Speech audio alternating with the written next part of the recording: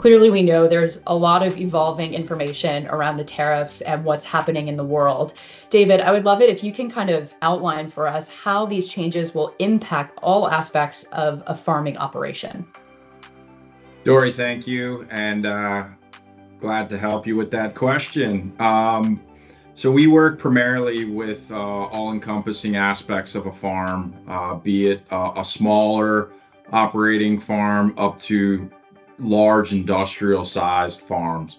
Uh, in terms of the impacts that we are starting to see and expect to see, we absolutely anticipate that the tariffs will impact the top line. Revenues are absolutely going to be impacted, particularly for farms that have significant amounts of exports. Um, we don't know exactly what those metrics are yet, but given the percentages, we do anticipate that over the course of 25 and certainly probably into 26, the top line is going to be adjusted, and likely there's going to be downward pressure on that. The other aspect that's absolutely going to be impacted is the expense lines. As an example, if a farmer has a bunch of industrial machinery that is part of a production line and they need to get parts or something related to that, and they have to import that, there's going to be timing impacts, cost impacts, and we do expect that the expenses will go up. So this is a very fundamental, basic 101 answer, but income is probably going to be impacted down and expenses are going to be impacted up, which creates sort of a crunch on your earnings, your margins, your working capital. I think my takeaway for your question, or my primary answer to your question in the realm that we deal, is we feel like the working capital aspect and lenders that are lending money into businesses as lines of credit are going to be challenged. Borrowers are going to have issues with needing to draw on those lines of working capital. Lenders perhaps will be extending out to the fullest amounts of those lines of credit, which is going to create strain. How fast that happens, I could not tell you, but we are already seeing some impact, and do anticipate that this is not going to be easy sledding, if you will. Mm-hmm. Based on everything that you just shared with us, David, Sue, does the U.S. become a more domestically based business then in agriculture, if that's the case? I believe that in some arenas that will be the case. But overall, when you think about the U.S. and its position in world agricultural products, the world simply cannot function without U.S. ag products. For example, think of corn. We are the world's largest producer and exporter of corn around the world. And it is by a huge margin that we are the largest.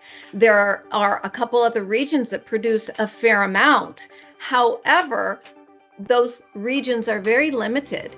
And what if one of those has some difficulties? It could be political, it could be economical, it could be logistics, it could be weather related.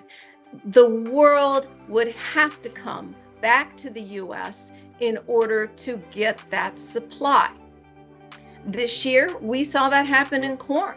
We saw that there were issues in South America, using all of those examples I just gave, that limited their ability to export. And the U.S. stepped in and picked those up. We normally in the U.S. do not export a great deal of corn first quarter, yet we had phenomenal exports of corn first quarter this year, in spite of the fact that it was more expensive to come to the U.S. because other parts of the world couldn't fill those needs. Bottom line, tariffs will not stop them from coming to the U.S. If necessary. The world needs to eat.